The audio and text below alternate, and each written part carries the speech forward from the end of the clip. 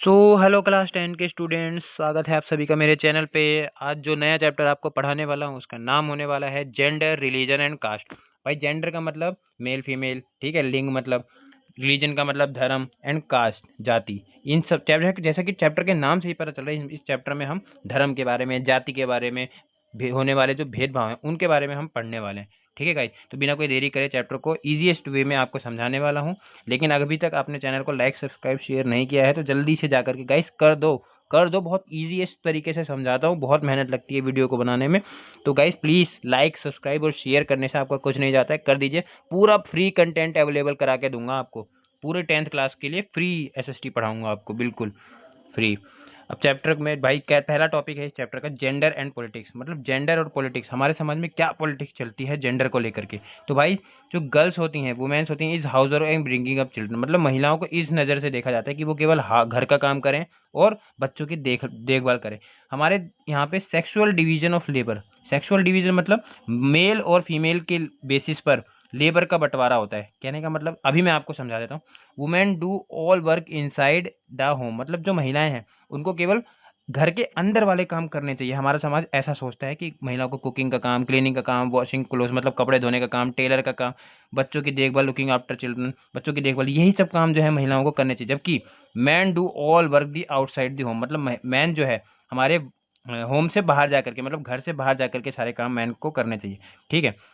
It is not that man can not do house work. और हमारे समाज का पुरुष होता है वो घर के काम नहीं करता। हमारी समाज की ऐसी सोच है कि महिलाएं ही घर का काम कर सकती हैं, आदमी घर का काम नहीं कर सकता। ठीक है गाइस, तो अब आगे चलते हैं, जो कि ये बहुत बड़ी खराब सोच है। ठीक है, आगे चलते हैं। अब हम एक चीज और देखते हैं कि व्हेन दीज जॉब्स, अब ये होता है, अब ये तो होगी अंदर की बात। ठीक है, अगर महिलाएं जॉब करने बाहर निकलती हैं तब उनको कैसा फेस करना पड़ता है समाज को। It is not that man cannot do housework. They simply think that is the woman to attend these things. When these jobs are paid for, women are ready to do this work.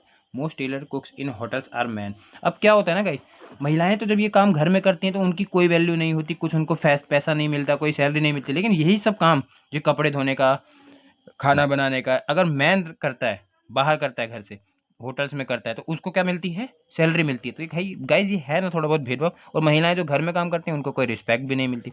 In villages women fetch water, collect fuel, work in the fields, मतलब खेतों में काम करती हैं गांव की महिलाएं। ठीक है, पानी इतनी दूर दूर भरने जाती हैं। ठीक है, फ्यूल इकट्ठा करने जाती हैं, तेल इकट्ठा करने बहुत दूर दूर के क्षेत्रों तक जाती हैं, तभी भी उनके काम को कोई वैल्यू नहीं देता है। ठीक है, अर्बन एरियाज में poor women work and domestic helper in middle class homes, मतलब मिडिल क्लास घरों में।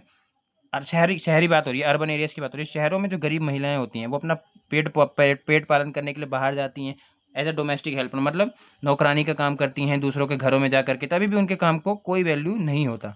ठीक है गाइस, तो एज अ रिजल्ट हम देख सकते हैं, इसका रिजल्ट क्या है। Result of this division of labour is although women constitute half of the humanity their role in public life. महिलाओं का बहुत ज़्यादा शोषण होता है गाइज। ठीक है, और उनको पुरुषों की तुलना में वैल्यू नहीं दिया जाता। तो इससे यही निष्कर्ष निकल करके सामने आता है। ठीक है, अब कुछ मूवमेंट्स हैं जो मैं आपको पढ़ाता हूँ। कहाँ गया, थोड़ा सा ऊपर में पढ़ा दूँ आपको। अब ये जितने भी भेदभाव चल रहे हैं, ठीक है, जितने भी भेदभाव चल रहे हैं, political and legal status of women and improving their educational career opportunities, more radical women movements aimed at equality in personal and family as well, this movements are feminist movement. ये जो पूरा मैंने पढ़ा आपको कुछ समझ नहीं आया होगा। तो हमने क्या सोचा, ये जो जितनी भी चीज़ें महिलाओं को झेलनी पड़ी, इसको सुधारा कैसे जा सकता है। महिलाओं का पॉलिटिकल स्टेटस सही किया जाए, मतलब उनको वोट वगैरह में खड़ा किया जाए, उनको वोट वगैरह का अधिकार दिलाया जाए। ठीक है, लीगल स्टेटस महिला का सुधारा जाए, महिलाओं को पढ़ाया लिखाया जाए। इंप्रूविंग देयर एजुकेशन, मतलब उनकी एजुकेशन में सुधार लाया जाए, उनको करियर में अपॉर्चुनिटीज दी जाए। ठीक है, और इसके लिए ना कुछ लोग वुमेन्स की मूवमेंट करते आ रहे हैं ताकि समाज में इक्वालिटी है, मतलब बराबर है, महिलाओं और पुरुषों को समान समझा जाए। तो कुछ लोगों ने इसके लिए आंदोलन किए, मूवमेंट चलाए। इन्हीं आंदोलनों को कि महिलाओं की स्थिति सुधरे समाज में, महिलाओं का स्टेटस सुधरे, महिलाओं को एजुकेशन मिले, करियर अपॉर्चुनिटी मिले, इसके लिए कुछ आंदोलन होते हैं। इन्हीं आंदोलनों को फेमिनिस्ट मूवमेंट्स कहा जाता है, फेमिनिस्ट आंदोलन कहा जाता है। ठीक है गाइस, तो इनफैक्ट ये मैं सोच के चल रहा हूँ कि आपको ये समझ आ गया होगा। ठीक है गाइस, अब कुछ देश ऐसे हैं जहाँ पे वुमेन जो है वर्किंग एज ए साइंटिस्ट हैं, डॉक्टर, इंजीनियर्स, बहुत सारे ऐसे देश हैं। इनमें सबसे बड़े देशों में आते हैं स्कैंडिनेवियन कंट्रीज। इसमें सबसे टॉप पे स्वीडन, फिर नॉर्वे, फिर फिनलैंड। मतलब ये 3 ऐसे देश है ना जहाँ पे महिला और पुरुषों में मतलब भेदभाव नहीं होता गाइस, ठीक है। महिला और पुरुषों में कोई भेदभाव नहीं होता, यहाँ पे महिलाएं भी बराबर रूप से काम करती हैं, ठीक है। अब ये फोटो है, एग्जाम में आता है गाइस कि ये बहुत सारे हाथ है महिला के, तो ये क्या है, आइडियल हाउस वाइफ, मतलब एक घर की औरत है जो बहुत सारे मल्टी वर्क करती है, ठीक है। ये इस साल पूछा गया है, 2026 के पेपर में ये पूछा गया है फोटो। चलो आगे चलते हैं गाइस। अब करते हैं, एक पॉइंट है यहाँ पे लिखा हुआ कि in our country women still lag man behind despite of some improvement since independence. आज़ादी के बाद से कुछ बदलाव हुए हैं हमारे देश में, लेकिन तभी भी महिला स्टिल अभी भी पुरुषों की तुलना में बहुत पीछे, बहुत पीछे। अवर मतलब हमारी जो सोसाइटी है, इस पेट्रियार्कल सोसाइटी मतलब पितृसत्तात्मक समाज, मतलब जहाँ पे घर के मर्दों का केवल सुनवाई होती है, मतलब घर के जो बड़े डिसीजन होते हैं वो केवल मर्द लोग लेते हैं, आदमी लोग लेते हैं, और महिलाओं को उन डिसीजन में बोलने का अधिकार नहीं होता। तो आज भी हमारी ऐसी सोसाइटी है। एक पॉइंट है, literacy rate among women is 54% compared 76% among man. अगर आदमी लोग 76% पढ़े लिखे हैं तो वहीं पे महिला लोग जो हैं वो 54% ही पढ़ी लिखी हैं केवल, ठीक है गाइज। आज भी लोग प्रेफर करते हैं, बच्चों में भी प्रेफर करते हैं एक मेल चाइल्ड को। आज भी क्या होता है, बहुत समय पहले क्या होता था गाइज कि जो हरियाणा बहुत सारे स्टेट्स ऐसे हैं कि अगर उन्हें पता चल गया, लोग घर के लोगों को कि महिला बच्ची होने वाली है, ठीक है, मतलब लड़की शिशु होने वाली है, तो वो लोग पेट में ही मरवा देते थे, ठीक है। Look at school result, girls perform as well as boys. मतलब अगर हम स्कूल वगैरह के जो कि रिजल्ट देखें ना, तो बॉयज़ की तुलना में गर्ल्स भी बहुत बढ़िया परफॉर्म करते हैं, तभी भी लोग बॉयज़ को ज़्यादा स्कूल भेजना प्रेफर करते हैं कई जगह के। No wonder the proportion of women among the highly paid valued jobs is still small. मतलब जो हाईली पेड, ज़्यादा पे वाली सैलरी वाली जॉब्स हैं, ठीक है, उनमें भी आज की डेट में हम वुमेन को कम ही देखते हैं। इतना समाज सुधरने के बावजूद भी वुमेन्स की संख्या बहुत ज़्यादा कम देखने को मिलती है, ठीक है गाइस। इसी कमी के को पूरा करने के लिए एक एक्ट आया था, equal remuneration act 1976, provided equal wages should be paid at equal work. मतलब अगर महिला और पुरुष सेम काम कर रहे हैं तो उनको बराबर सैलरी दी जाएगी, ऐसा कानून आया था 1976 में। इक्वल रिमनरेशन एक्ट इस कानून का नाम था गाइस, ठीक है। अब आगे पॉइंट में चलते हैं। In many parts of India parents prefer to have sons and find ways to have girl child aborted. मतलब इंडिया के बहुत भागों में आज भी पेरेंट्स क्या प्रेफर करते हैं, लड़कों को प्रेफर करते हैं कंपेयर टू लड़कियां, ठीक है। लड़कियों को अबॉर्टेड मतलब पेट में ही मरवा दिया जाता है उनके जन्म लेने से पहले, ठीक है। और इसी वजह से आज 1000 लड़कों पर हमारे पास केवल 919 लड़कियां ही हैं। अब तो ये डाटा चेंज हो गया गाइस, अब लड़कियां ज़्यादा हो गई हैं, लेकिन एक टाइम पर ऐसे था। तो अभी महिलाओं की वुमेन्स की जो कंडीशन है, इसको गाइस सुधारा कैसे जा सकता है, इसके लिए हम क्या कर सकते हैं। वुमेन पॉलिटिकल रिप्रेजेंटेशन, मतलब पॉलिटिकली रूप से वुमेन का हम रिप्रेजेंटेशन बढ़ा सकते हैं in India. The proportion of women in legislature, मतलब इलेक्शंस वगैरह में जो वुमेन्स का वो है कंडीशन है, बहुत स्लो है, बहुत स्लो, बहुत कम महिलाएं केवल इलेक्शन लड़ती हैं। For example the percentage of elected women members in Lok Sabha has touch 14%। Lok Sabha यानी कि प्राइम मिनिस्टर के जब इलेक्शन होते हैं, उसमें सांसद वगैरह चुने जाते हैं, एमपीज वगैरह चुने जाते हैं, उसमें केवल महिलाओं की संख्या 14.36% है, ठीक है। इस total stand for the first time in 2019। और ये भी 14% कब थी, 2019 में आई है, महिलाओं को 14% महिलाएं लोकसभा के इलेक्शन में लड़ पाई, ठीक है गई। कहाँ गया अब आगे के पॉइंट, ठीक है, ये हमने पढ़ लिया। अब एक तरीका है इन सब चीज़ों को, प्रॉब्लम को सॉल्व करने का। One way to solve this problem to make it legally binding to have fair proportion of women in the elected bodies. अब क्या किया जा सकता है कि महिलाएं ना बहुत पिछड़े रूप से, मतलब इलेक्शन में भी महिलाओं की संख्या बहुत कम है, संसद पार्लियामेंट में महिलाओं की संख्या बहुत कम है, वोट वगैरह में भी महिलाओं की संख्या कम है। इसको सुधारा कैसे जा सकता है गाइस? तो वुमेन का प्रोपोर्शन ना महिलाओं की तुलना में महिलाओं को कुछ प्रोपोर्शन फिक्स कर दिया जाए। कहने का मतलब पंचायती राज जो इलेक्शन होने हैं उसमें 1/3 सीट्स रिजर्व हो रखी हैं महिलाओं के लिए। पंचायत के एमसीडी के चुनाव होते हैं तो उसमें महिलाओं के 1/3 सीट्स क्या है गाइस, रिजर्व हैं। 1/3 सीट्स रिजर्व है महिलाओं के लिए। मीन्स अगर 300 सीटें हैं तो उनमें से 100 सीटों पर महिलाएं इलेक्शन लड़ेंगी, ठीक है, पंचायत के और एमसीडी के। लेकिन ऐसा अभी लोकसभा और राज्यसभा चाहे स्टेट के इलेक्शंस में नहीं हो पाया है, केवल छोटे इलेक्शन लाइक पंचायत और एमसीडी के इलेक्शन में ही ऐसा हुआ है। Women organisations and activists had been demanding similar reservation at least 1/3 seats of Lok Sabha and state legislative assembly. तो वुमेन एक्टिविस्ट मतलब वुमेन आंदोलनकारी जितनी महिलाएं हैं, ठीक है, महिलाओं का ना कुछ ग्रुप बने होते हैं कि हमें हमारी मांगे पूरी करो, वैसे वाले ग्रुप्स होते हैं ना, तो महिलाओं ने भी ऐसे बहुत सारे ग्रुप्स बना रखे हैं। तो इनकी क्या डिमांड है? इनकी यही डिमांड है कि जैसे 1/3 सीट्स हमें पंचायत और एमसीडी में मिल रखी है, वैसे ही हमें लोकसभा यानी कि प्राइम मिनिस्टर के इलेक्शन और state legislative assembly means CM के इलेक्शंस में भी हमें 1/3 सीट्स अब रिजर्व चाहिए, हमें मिले, ठीक है। और ये मांग जायज़ भी है गाइस। अगर 300 लोग हैं तो 300 में से 200 लोग आदमी रहने चाहिए, तो 100 महिलाएं भी तो होनी चाहिए ना, ठीक है। इसके लिए हमने एक कानून भी पास किया था हमारी पार्लियामेंट ने इन 2003, नारी शक्ति वंदन अधिनियम वुमेन्स रिजर्वेशन एक्ट 2023 में लाया गया था, has been passed which will give 33% reservation of seats for women in Lok Sabha state and legislative assembly and also Delhi assembly.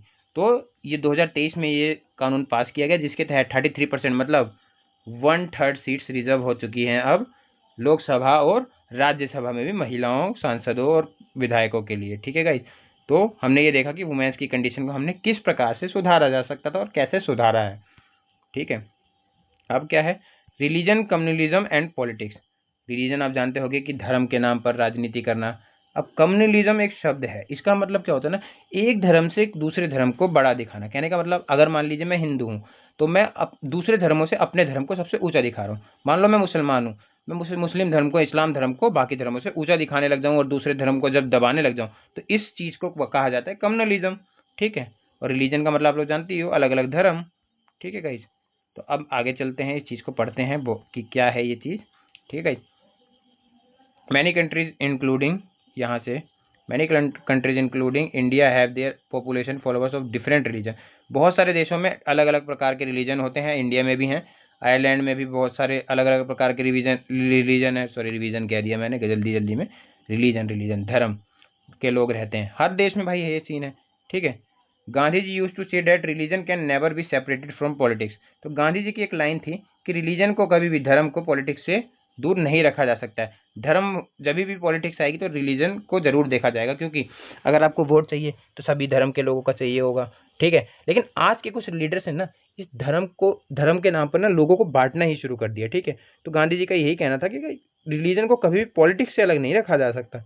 Religion तो आएगा, जब जरूर आएगा पॉलिटिक्स के बीच में, ठीक है। जितने भी ह्यूमन राइट्स ग्रुप हैं, मतलब मानवों के अधिकार वाले जितने भी ग्रुप हैं, country have demanded that government should take special steps for communal rewards. Communal, अभी मैंने ऊपर कम्युनलिज्म का मतलब बताया आपको। कम्युनल शब्द का मतलब होता है अपने धर्म से दूसरे धर्म को ऊंचा दिखाना। तो रिवॉर्ड्स, ऐसे बहुत सारे दंगे हमें देखने को मिलते हैं जो धर्म के नाम पर होते रहते हैं, ठीक है गाइज। तो इसको रोकने के लिए मानव हमारे ह्यूमन राइट्स एक कमीशन होती है, ह्यूमन राइट्स ग्रुप्स ने क्या कोशिश की है और सरकार से ये मांग रखी है कि जो होने वाले धर्म के नाम पर दंगे हैं इनको कम से कम किया जाए, ताकि ऐसे दंगे ना हो सके। और ये कम किए कैसे जा सकते हैं? तो जो माइनॉरिटीज कम्युनिटीज हैं, मतलब देश में जिनकी संख्या कम है, लाइक भारत में किनकी संख्या कम है? मुस्लिम लोगों की, सिख लोगों की, जैन लोगों की, ईसाई लोगों की, धर्म आदि जितने भी धर्म हैं हिंदू धर्म को छोड़ के, उनको कुछ रिजर्वेशन वगैरह दिया जाए, ठीक है गाइस। तो ये होता है। Women movement has argued that family laws of all religion discriminate against women. तो भाई कुछ कानून होते हैं जो वुमेन के आंदोलन भी हमें देखने को मिले हैं धर्म के नाम पर। क्यों? अब कुछ धर्म ऐसे होते हैं, जैसे अब मैं नाम नहीं लेना चाहता, कि कुछ धर्मों में क्या था कि तलाक तलाक तलाक बोल दिया तो सीधा वुमेन का तलाक हो जाता था, ठीक है। तो वुमेन ने इन कानूनों के लिए अपने लिए क्या मांगी है? कुछ रहमत मांगी है, ठीक है, कि भाई किसी ने, मान लो सामने वाले व्यक्ति ने आपको 3 बार तलाक बोल दिया और आपका तलाक हो गया, तो वुमेन्स ने ऐसे कानूनों को बदलने की मांग रखी, ठीक है, और आंदोलन किए इस सब चीज़ के लिए। अब तो खैर चेंज हो गया है ऐसा रूल। अब शुरू करते हैं गाइस कम्युनलिज्म।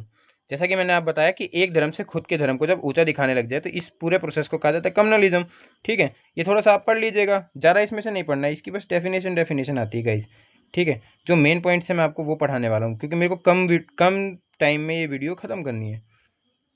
थोड़ा सा मैं खाली पेज ले लेता हूँ, फिर मैं आपको समझाता हूँ अच्छे से। फैमिली लॉस, कम्युनलिज्म हो गया।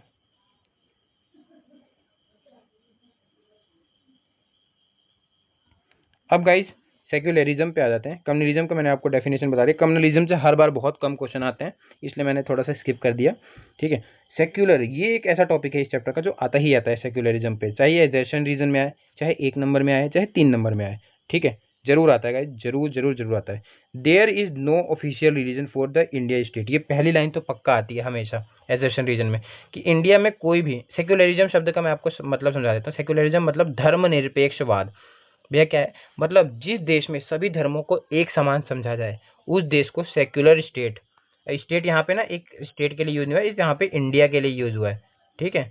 यहाँ पे एक देश के लिए, मैंने आपको पहले शायद वीडियोज में बताया होगा कि पॉलिटिकल में चाहे सिविक्स में हम लोग स्टेट का यूज कई बार देश के लिए, कंट्री के लिए करते हैं, ठीक है, राज्य के लिए नहीं, कंट्री के लिए करते हैं, ठीक है। तो India is a secular state, India is a secular state, India में कोई भी धर्म को मान्यता नहीं दी गई है, सारे धर्म इंडिया में एक बराबर है। There is no official religion for India state, मतलब इंडिया का कोई भी ऑफिशियल रिलीजन नहीं है, सभी धर्म एक समान है। जैसे कई देश है ना, उनका इस्लाम धर्म, क्रिश्चियन धर्म टॉप पे रखा गया है कि यही मेन ऑफिशियल धर्म है इस देश का। इंडिया में ऐसा कोई ऑफिशियल रिलीजन नहीं है। हम मान सकता हूँ कि हिंदुज़म की तादाद इंडिया में ज़्यादा है, लेकिन कोई भी ऑफिशियल रिलीजन नहीं है इंडिया का। इंडिया में बुद्धिज़्म, इस्लाम, अलग अलग प्रकार के धर्म है, ठीक है गाइस। तो ये पहली लाइन जरूर आती है, जरूर, इसलिए मैं आपको बोल रहा हूँ ये इंपॉर्टेंट होने वाला है टॉपिक। फिर अपन आ जाते हैं, the constitution provides to all individuals and communities freedom to profess, practise and propagate any religion और नॉट टू फॉलो एनी, ठीक है। तो इंडिया का जो संविधान है ना, वो किसी भी धर्म को पालन करने की, प्रैक्टिस करने की, मतलब पालन कर सकते हैं किसी भी धर्म का आप, ठीक है, किसी भी धर्म का प्रचार कर सकते हैं, ठीक है, किसी भी धर्म को फॉलो कर सकते हैं, कोई वो नहीं है आपके ऊपर, प्रेशर नहीं है कि आपको यही धर्म फॉलो करना है। इंडिया में हिंदुज़म ज़्यादा है तो हिंदू को ही फॉलो करना है, हिंदुज़म कोई धर्म को फॉलो करना है, या इस्लाम धर्म को इंडिया में फॉलो करना है आपको, ऐसा कोई पाबंदी इंडिया में नहीं है। द कॉन्स्टिट्यूशन प्रोहिबिट, प्रोहिबिट शब्द का मतलब होता है रोक लगाना, ठीक है। तो हमारा संविधान रोक लगाता है किस चीज़ पर, discrimination on the grounds of religion. Discrimination शब्द का मतलब होता है भेदभाव। तो हमारा संविधान रोकता है भेद होने वाले भेदभाव को, धर्म के नाम पर जो भेदभाव होता है ना, उस चीज़ को होने से हमारा देश रोकता है, हमारा सभी देश का संविधान रोकता है, ठीक है guys. At the same time the constitution allow the state to intervene in the matters of religion. State का मतलब मैंने आपको क्या बताया था, कंट्री की जो सेंट्रल गवर्नमेंट होगी उसको भी बोला जाता है और एक देश को बोला जाता है। तो संविधान यह अलाउ करता है स्टेट को, मतलब सेंट्रल गवर्नमेंट को, कि अगर रिलीजन के नाम पे, धर्म के नाम पे दंगे हो रहे हैं, लड़ाई झगड़े हो रहे हैं, तो ऐसी कंडीशन में स्टेट जो है इंटरवीन करे, मतलब इंटरप्ट करे और उसको सुधारने की कोशिश करे कि तक दंगे धर्म के नाम पर ना हो सके, ठीक है गाइस। पर हमारी तो अभी शायद एक ऐसी गवर्नमेंट है जो खुद ही दंगे कराती है, ठीक है। अब मैं नाम नहीं लूँगा शायद, वरना मेरे को कमेंट सेक्शन में गालियाँ पड़ जाएंगी फालतू में। गाइस मैं किसी पार्टी का सपोर्टर नहीं हूँ, लेकिन जो धर्मवाद के नाम पर हो रहा है उस चीज़ को तो कोई भी बोलेगा। अब कास्ट इनइक्वालिटीज़ क्या होती हैं गाइस, वही इनइक्वालिटी मतलब भेद, असमान्यता, ठीक है।